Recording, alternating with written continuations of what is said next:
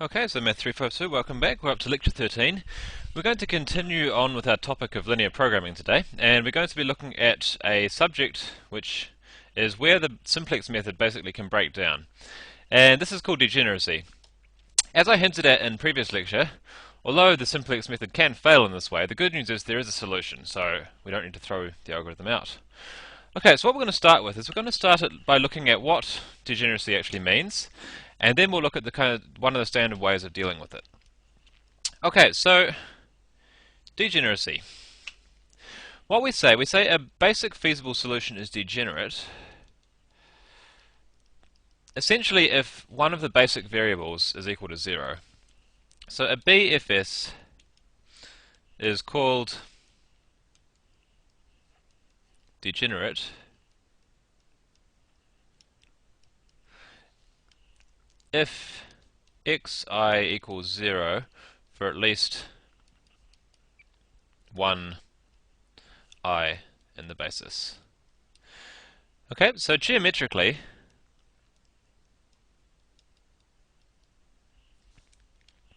degeneracy is when two basic solutions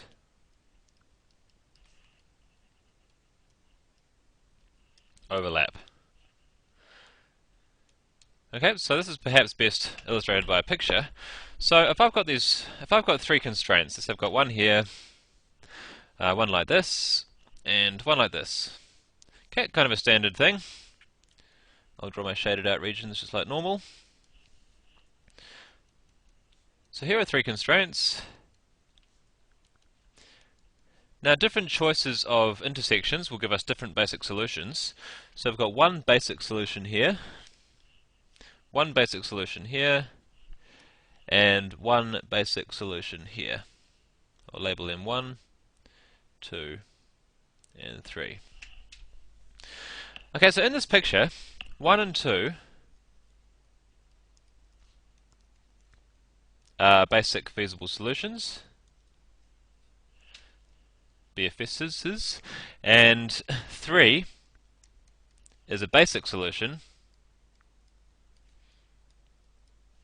but not feasible. Okay, now we'll consider a similar problem, but we'll take the same picture, but instead of this constraint here, we're just going to move this vertical constraint across to the left a wee bit. So let me just redraw these constraints. I've got one that goes like this, got one that goes like this. Those are those first two. And now I'm going to move my vertical one across so that it cuts through that same vertex there. Okay, so I'll draw the same shadings, etc.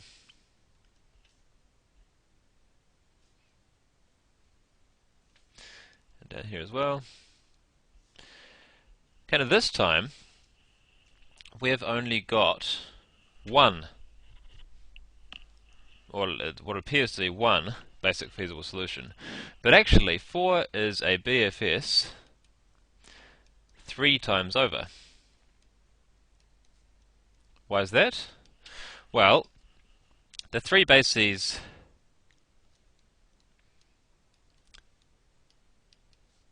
that give these three basic solutions, 1, 2, and 3, all give 4. Okay, so how do we interpret that in the context of our mathematical definition? So geometrically I'm saying that we have degeneracy when constraints basically overlap on basic feasible solutions. So here we can choose any choice of three constraints, of two constraints, sorry, will give us the same basic feasible solution no matter which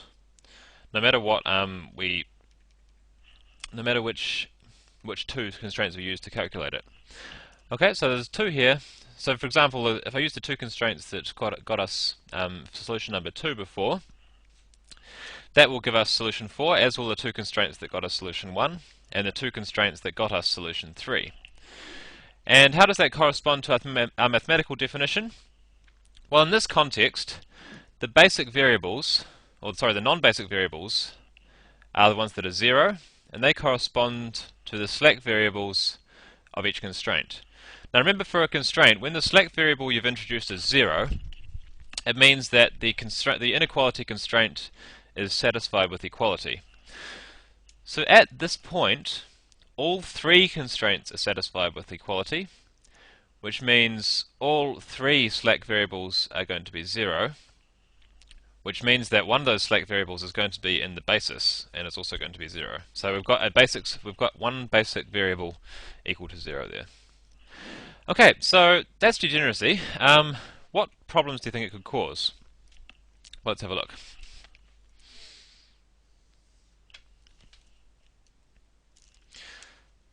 So there's one major problem, and this is the problem of cycling. Now, people didn't believe that this was possible for quite a long time until some chap called Beals came up with an example that showed that it could. So the simplex method strictly reduces C transpose X each iteration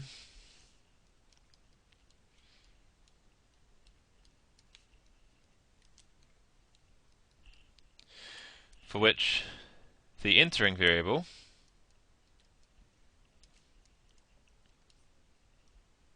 xe is increased to a strictly positive value.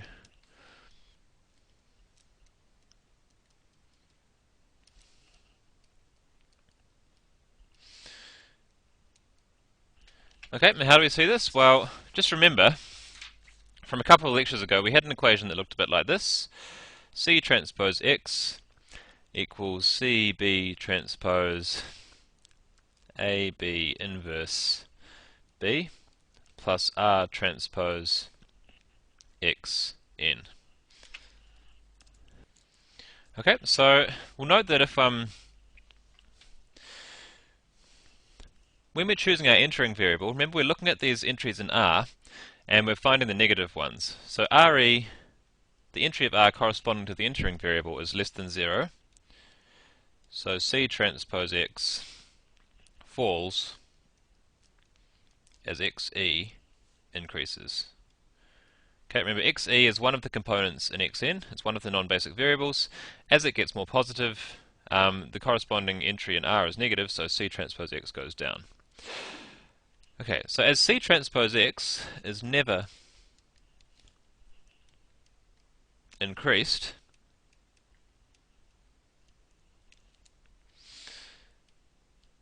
the simplex method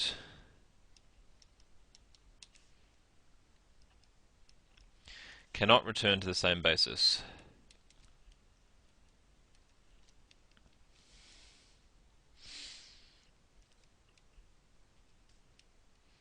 What does that mean? Well, as we've talked about before, this means that optimal basis is found eventually, because there are only a finite number of them,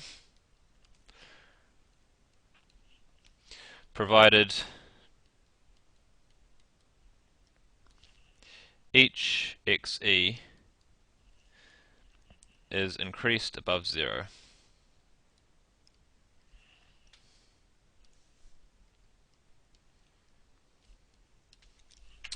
Okay, now the problem arises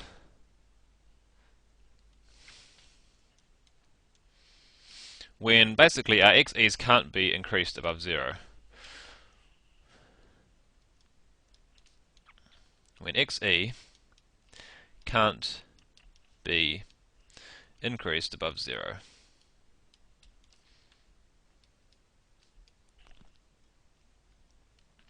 Okay, and cycling can occur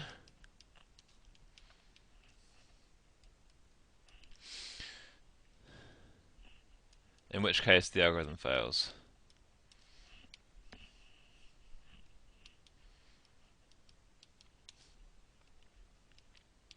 Okay, and cycling is basically when a sequence of bases keeps on appearing.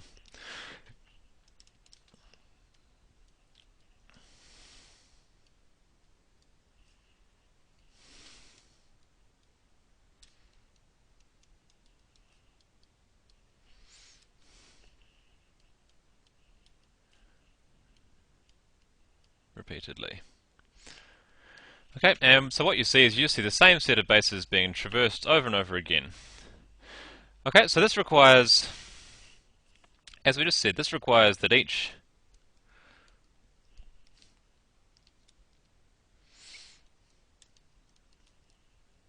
BFS has the same objective. Okay, if we were going down, then we couldn't come back again. Okay, so two things to say here. Each basis is degenerate.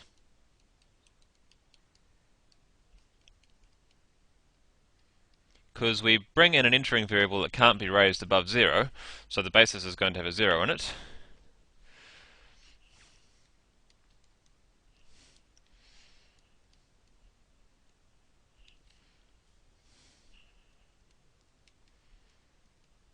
Is 0. And no xe is altered, so all BFS's are the same point. Okay, so it's just like that geometrical picture that I drew before. You've basically got a number of basic feasible solutions which all correspond to exactly the same x point, but you can get there from different choices of basis.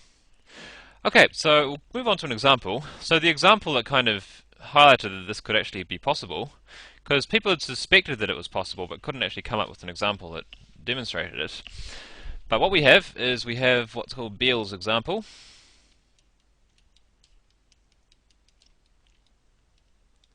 Way back from 1955.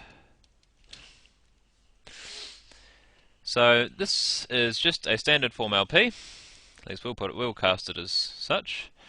Minimize -3/4 x1 plus 20 x2, etc., etc.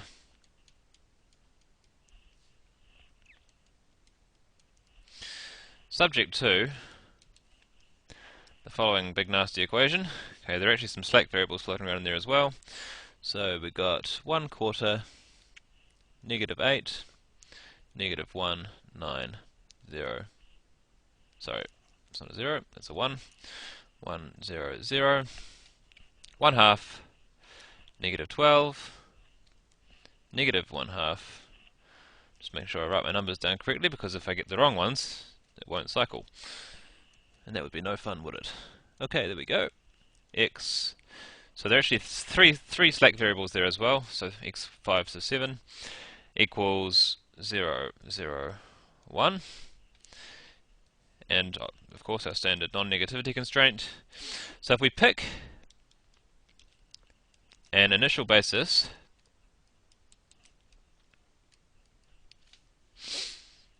b equals 5, 6, 7, choose the right kind of brackets, then after 6 iterations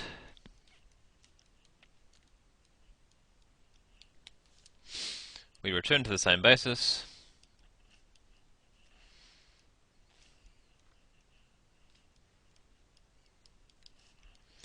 and our simplex method cycles. Okay, so this is most easy to see if we actually do it. So I've put together some code that you guys can have. So I've written basically a basic simplex method without trying to do any particular computationally optimal things, just to sort of demonstrate how this works. So you can see that we've got each iteration, we set up our AB and our AN, we calculate reduced costs. Let's even put some annotation in here. Okay, and then if just basically following exactly the algorithm I gave you, if all the costs are greater than equal to 0, we're optimal, so we end. And then we do our various things. We find the entering variables, blah blah blah blah blah, find the ratios, some extra stuff that I haven't told you about yet, and then we switch the variables around. Okay, so it's just a very kind of basic simplex method that I've got here, and I'll run it on. First, I'll run it on an example from class. Let's just save you. So from class, this is one from tutorial 6, question 1. So it's just a small LP, and I'll just run it for you. and you can see it does 3 iterations. I've told it to display the basis at each step and display the objective value. After 3 iterations, we get basically it terminates. It's optimal. So you should have found that when you did the tutorial problem. You should have found a final basis of 2, 1 and an optimal objective of negative 16. Okay, so now what if we use Beals' example instead? So I've got a slightly bigger LP. I've defined my A, B and C correctly. Okay, you've always got to be careful that your A, B and C are the right sizes. It's easy to accidentally leave off these last 3 entries of C because they don't actually appear in the equation. But C does need to have 7 entries because we have 7 variables, 7 columns of A. Now if I run that through the simplex method, let's see what happens. There we go. So I've set it up so that it can't do more than 1,000 iterations. It'll just stop there. And it doesn't find the optimum. So if we can scroll back to the beginning of that sequence. So our initial basis was 5, 6, 7. Then 1 comes into the basis. Then 2 comes into the basis. Then 3 comes into the basis. Blah, blah, blah. After 6 steps, oh look, we're back again. Notice at each of these steps, F0 is not changing. So we basically just end up going around in circles. So we have to come up with some way of stopping our simplex algorithm from doing that. We want to prevent it from returning to the same basis again. Okay, and a guy called Bland came up with a procedure that will let us do this. So if I zip back to our notes now, solution.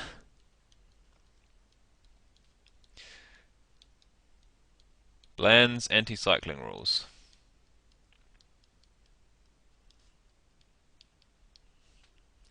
Okay, so these didn't come about till 1977.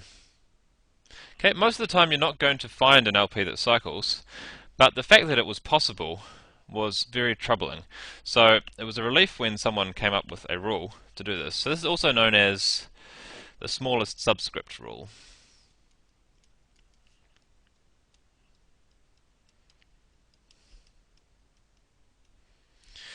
Okay, so basically it's quite simple to implement. These are the rules. So there's 2 things to do. So the first one is of all the non-basic variables,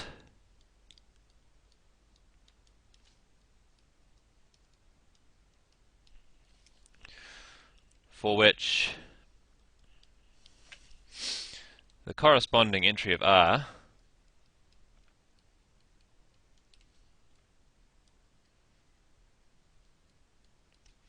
is negative. So remember when we're doing our usual pivoting, or our usual selection of the entering variable, we take the most negative entry of R. This time we're going to look at all of them, because we're going to look at all of the ones that have negative R entries, and choose the one with the smallest index.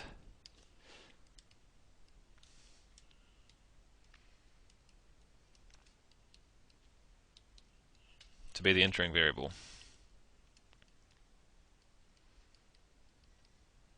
Okay, so we've changed our rules. Instead of taking the most negative one, we're choosing the one with the smallest index. So that means if x2, x3 and x5 all had negative R values, then you'd choose x2 to be the entering variable.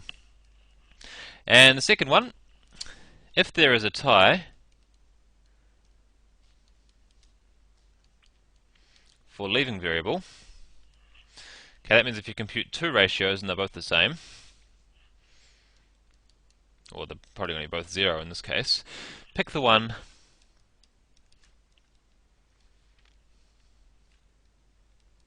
with the smallest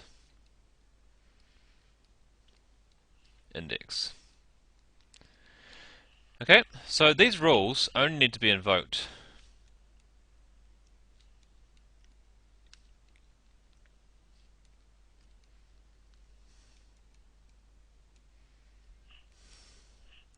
if no decrease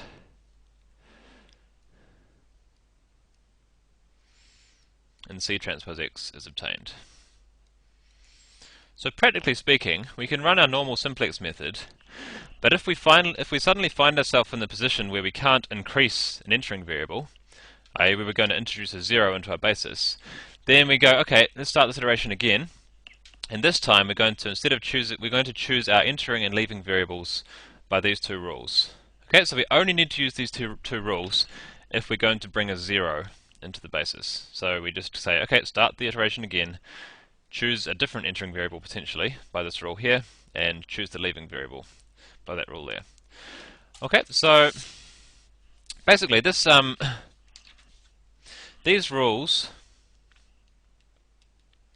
guarantee that cycling can't occur. And I'm not going to prove that to you because the proof is actually quite tedious and quite long, and it'll probably take me an hour to do it. But I might put, if anyone's interested, I might post a proof of it on the internet. But the warning is the paper I'd put up is relatively hard to parse, but if you want it, email me and I'll put it up. Because these rules guarantee that cycling does not occur.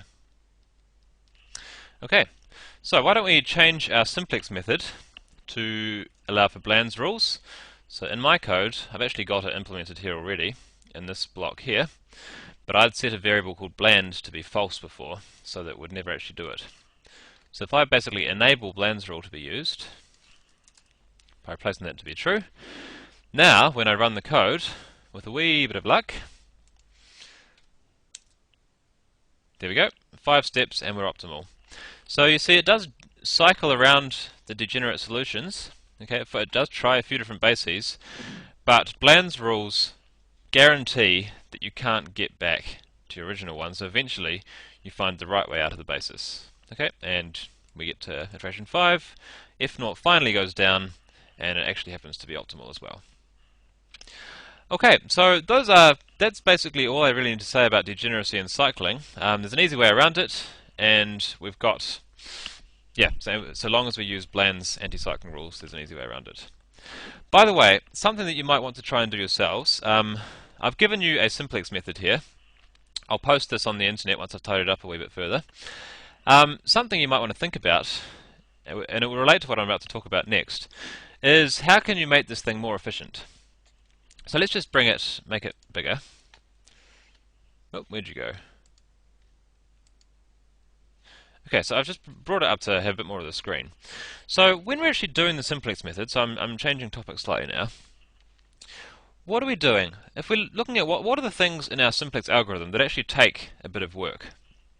So if you're scrolling through this, well, what happens here? So we've got a couple of things. We just basically select submatrices. That's kind of trivial to do.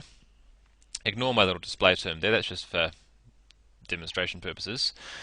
When we calculate reduced costs, well, we have to do a linear solve with AB. Okay, so that takes a bit of work. Regular matrix multiplication and evaluating this cost, other than that, is not too bad, because it's just a matrix vector multiplication. The costly thing here is this solve. If we continue to look through our code, just a little bit of finding variables, that doesn't take much work. Here we go again. Look, there's another solve to do. When we compute these ratios, the D's and the B hats here, they also have to do to solve a solution of a system of m by m equations. Okay, so if you just look at this, we've got to do it once here with CB as the right hand side. We've got to do it once here with AE as the right hand side, and we've got to do it once here with B as the right hand side. Notice this one's actually AB transpose, not AB, but there's a similar amount of work to do that. Okay, so the main work each step is to basically solve 3 linear systems. Everything else is just, so this is just Bland's rule, so we'll just ignore that because most of the time that doesn't happen. But each step, there are only 3 m by m system solves. They are the computationally expensive parts of the simplex method. Everything else is just matrix vector multiplication or switching variables around and that kind of thing. Okay, so if we're trying to make this thing more efficient, then we need to figure out what we can do to compute this better. So notice for example, with these two things here, we've got AB backslash B and we've got AB backslash something else. What's going on here? Well, when MATLAB is computing that, what does it do? Well, AB, what it's basically going to do is it's going to do Gaussian elimination on AB to give you the LU factorization, and then it will use a back and a forward substitution to actually find out what D is. When we do this here, likewise, it does Gaussian elimination again on AB, which seems a bit daft because we've already done it, and it solves a similar thing. And up here, it's going to do, where has it gone? This one here. It's going to do Gaussian elimination on AB transpose. So one thing we can immediately see is that we're doing Gaussian elimination on our matrix 3 times, essentially.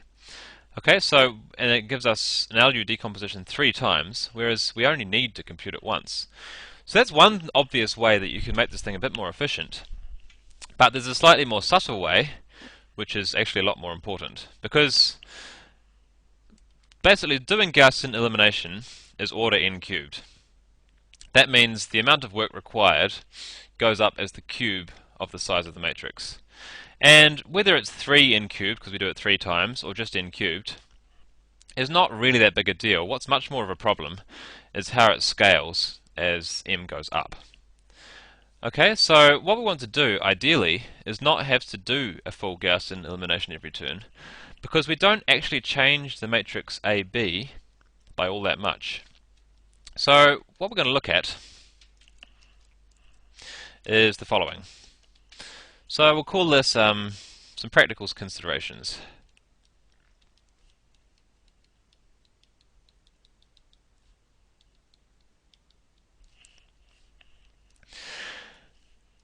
The main work each step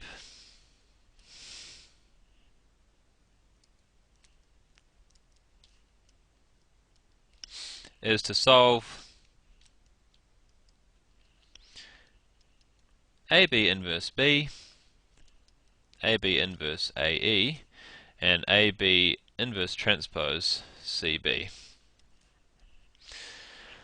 In practice, it is best, instead of storing the matrix AB, or AB inverse, it is best to store a factorization of AB. Okay, for example, the QR or LU decomposition. Okay, and instead of recomputing the whole thing every step and come up with a way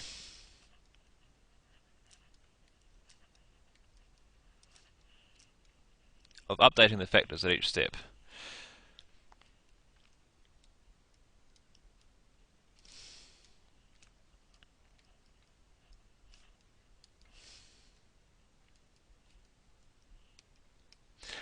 Okay, so when a column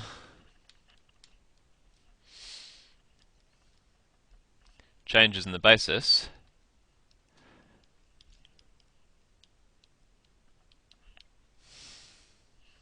basically our matrix AB just gets one column taken out and gets a new one put in. This is why I'm saying the order of the basis is important, by the way, because if we didn't keep the basis ordered, then we might also be rearranging our columns as well.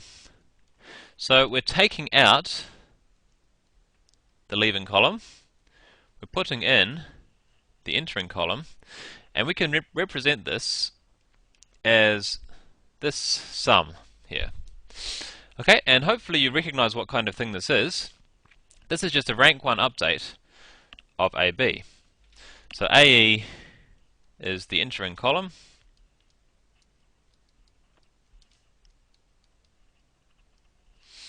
AB, whoopsie, ASL, sorry, is the leaving column,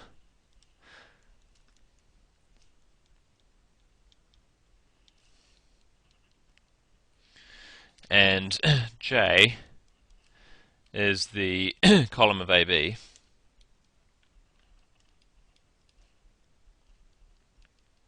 that changes. Because this is just a rank 1 update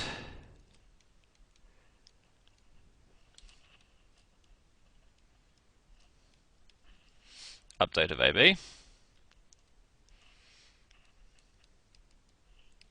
So we can use the Sherman-Morrison-Woodbury formula to update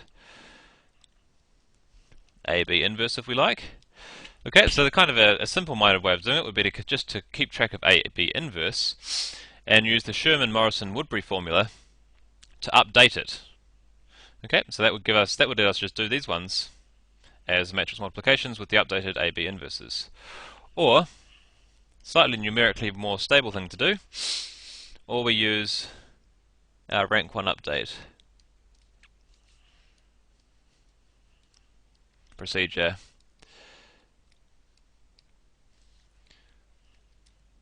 to update the QR factors.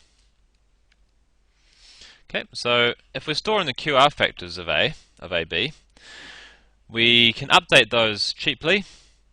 And remember that when you've got the QR factorization, solving AB inverse AE is easy. It's just a matrix multiplication and a back substitution. That's all you have to do.